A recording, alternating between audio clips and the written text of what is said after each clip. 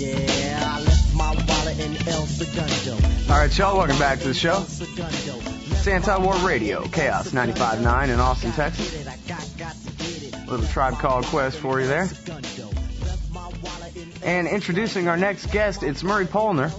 He's the author of No Victory Parades, The Return of the Vietnam Veteran, and he's the co-editor with Thomas E. Woods, Jr. of We Who Dared Say No to War. He's written for the New York Times, the Washington Monthly, Commonweal, the Nation, Columbia Journalism Review, the Jewish Week, among others.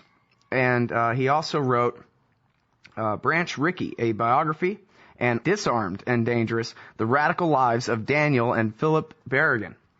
He lives in New York, and I'm sure is all snowed in today. Welcome to the show, Murray. How are you doing? Thank you very much. Doing fine.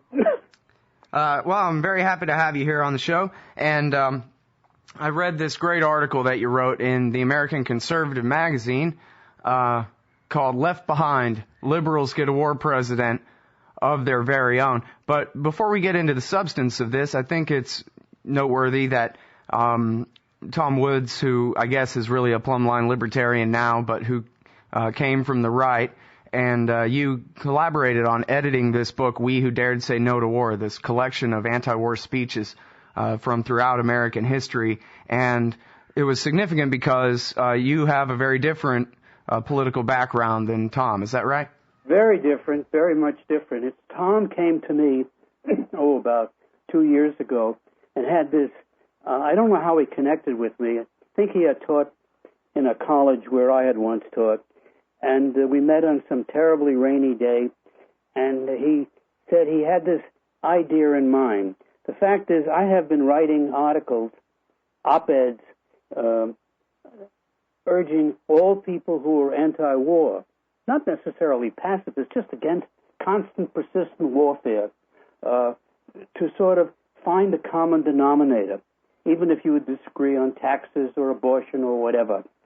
And Tom and I disagree on many things, but on what I consider to be the bedrock common denominator that we have, that is opposed to America's obsession with war and our strong obsession with civil liberties, we agreed to go ahead, and it was a perfect marriage. Well, I absolutely agree about, first of all, the quality of the book that you guys have put out here, and I hope that we can go through it a bit. A little bit later in the interview, but I'm also all about the idea of the realignment. And being a libertarian myself, that means that I agree and disagree with liberals and conservatives on lots of things. But, as you said, civil liberties and peace are things that, if we really do believe in them and want them, we're going to have to figure out a way to separate those things out as our top priorities. And forget economics, forget abortion, and all these other things, and really come together with a new coalition, a new realigned American debate with the anti-statists on one side and the statists on the other, to a degree at least, or the peace and Bill of Rights crowd on one side at least. Well, let's hope that there is a nascent anti-war movement that will arise before the next election. Well, as you say in your recent article here at the American Conservative, which again is an example of this realignment, they're the paleo-conservatives and have always been opposed to the Iraq War over there at the American Conservative magazine, Scott McConnell and all those guys, and oftentimes publish liberals and leftists such as yourself, Glenn Greenwald, Philip Weiss, and others on these issues, these most important issues we agree about. And Norman Mailer. Yeah. When he was still alive. But you also do say in here that anti-militarism is very much an American tradition, but it has never been a majority position. And I guess really, to me at least, it seems like the major reason for that is because they've been able to keep us divided on social issues and just, basic kind of cultural norms, whether you're tend to be a conservative Christian type or more of a liberal hippie type or whatever. Like, these divisions are what keeps us from getting the people who tends to keep us from getting the people who agree on these most important issues from coming together. an American, anti-militarism is an American tradition, but as I have said, it's never been a majority position for many reasons, but of course, patriotism, nationalism is instinctive in the hearts of most Americans, however they define it differently. Wars are always cheered with flags waving. I always look back at I don't look back, I read about World War I, when the British generation that was so badly wounded and killed, so many of them in World War I, where they would write, the poets especially would write about the crowds cheering them off to war. And they would ask after a while, what were they cheering? Death, killing, pain, suffering. It's our war military tradition. It isn't a military, but we're not a garrison state, at least not yet. But what we have is that it's embedded in our educational system, in our popular culture. I love sports, especially baseball and football. And I wrote an article some years ago for The Nation asking why Carlos Delgado, who was then a first baseman for the Toronto Blue Jays of the American League, was booed by all the living room heroes, stay-at-home heroes in Yankee Stadium because he refused to stand for God Bless America, which Steinbrenner insisted be played on the seventh inning stretch at every Yankee home game. I mean, after all, Irving Berlin wrote a pop song. We might as well stand for I Love Christmas or something of that sort. And he was booed. And my article was that there always have been an association of the military with sports. For example, F-16s flying over the Super Bowl and things of that nature. Opening games where the flag is carried by a detachment of American Marines. I have nothing against Marines. I served in the Naval Reserve and in the Army, both. But I must say it has nothing to do with sports. But it's associated. The love of America, it equals to them the beginning of all wars. Until the body bags come back, until their children don't come back or come back with various diseases damaged in body and mind. And it's very difficult to point out that at every war we've had, except for the good war, which was probably the only reasonable war we had, World War II, every war we had have begun for questionable reasons, been saluted and cheered, and then where the population ultimately turned against them. One of the things Tom Woods and I turned out in our book, people were shocked that Abraham Lincoln was a bitter critic of the Mexican War, and he denigrated President James Polk in a way that one would think almost an insult if we were against an American president. So it's never been a majority position, but at times when the wars get very badly, are going on very badly, as in that failed war, that war that should never have been fought in Vietnam, where roughly 58,000 men died immediately, and many more have died since of various ailments. When that was happening, people turned against it. And then eventually Americans seem to have a very short memory, and sometimes I think, as one writer once wrote, we're amusing ourselves to death. Yeah. It's Neil Postman's right. words there, right? Yeah. Famous remark. Yeah. I met him once, and I said, Neil, that's the best remark I've heard since.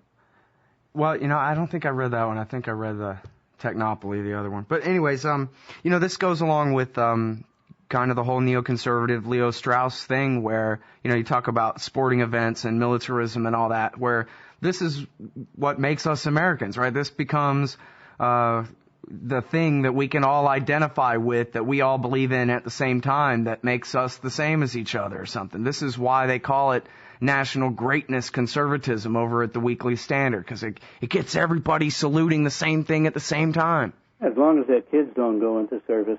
Yeah, right, of course. All right. Now, Michael Ledeen sent his son, but that guy, he's a true believer. Yeah, well, of course, there'll always be an exception to a rule, but when I've never, in Vietnam, for example, according to the Congressional Weekly, as I remember, only 14 members of the United States Congress had children or grandchildren on active duty, and only one or two were had served in Southeast Asia, in Vietnam. So these are some of the problems. We have I would say, a curse of neoconservatives and assorted liberal hawks. And this is one of the serious problems that we have many of us, such as myself, who supported Barack Obama with great enthusiasm, who despised the vice president, previous vice president, and the president, and their policies, and thought that the invasion of Iraq, and even I wrote as a very much a minority, going into Afghanistan, were all a serious mistake. And yet people accepted it. And we who thought and believed and hoped that Obama would be different in foreign policy. I don't want to discuss domestic policy yet because it's irrelevant at this point, unless you want to raise it. I don't care. My only problem is we. I even gave, I think, $25 to one of his campaign people that came around. Well, I have to admit that I opposed McCain more because I think that he's just too erratic. I never believed that Obama was really any better, other than he's not completely insane, which I wonder about John McCain sometimes. But we hoped and prayed, as my father used to say, the last great president was Calvin Coolidge. Why? Because I liked my father-in-law very much. He said because there was no war at the time, which was a nice thing. Yeah, that's why historians don't like Calvin Coolidge. He just sat around all day. Yeah, well, well, let me ask you this, because as we do have this left-right divide, which seems, pretty much all-encompassing in all of our political debates, and certainly it drowns out the common ground that we oftentimes do have on civil liberties and foreign policy. Why don't you tell us a little bit about some of these speeches in this book, We Who Dared Say No to War, maybe some of your favorites, and how well this book, tell us about how well this book illustrates the wide and varied and proud tradition of anti-militarism in this society, because you really don't have to fit into any particular category to oppose American interventionism. You could cite any number of American heroes, like from Mark Twain to even Abraham Lincoln, to back up your peace position if you need to. Well, there is an awful lot in the book, and if you want me to talk about it, but we started with the War of 1812. It's just that there were more documentations and there was a limit to how many pages. And we have Daniel Webster, a famous person, who opposed the Warhawks. And that was the first time the Warhawks were given the name of Warhawks, because they wanted to conquer Canada. And they made an argument that it would be a piece of cake, and Canadians would, like the Iraqis, welcome us, and it would be a very simple and easy war. Turns out the Canadians did not want to be part of the United States, and they also came in and burned Washington and did a lot of other damage. It was Webster, when the Hawks in 1812 tried to get the Federalists to support a draft law. Webster made his famous speech saying the draft is unconstitutional, which I would hope it would always be. We deal with the, as I said, with the Mexican War, with Lincoln, who called James Polk a pro-slavery, incompetent president, the half-insane his speech, he called him the half-insane mumbling of a fever dream. My favorite is, I had written about William Graham Sumner, a rather irascible former Methodist, I think, minister, who gave up the ministry, gave up religion, became a professor of sociology. He's probably one of the early founders of modern American sociology. He was a social Darwinist, and he wrote a book, The Conquest of the United States. He pointed out, I don't have it in front of me, but he pointed out, I'm paraphrasing, he said that if we support a war against a third or fourth-rate country like Spain, he wrote this book, The Conquest of the United States by Spain. What we will be doing is we will be handing on to the 20th century Americans a bloody, expensive heritage. And he was absolutely right.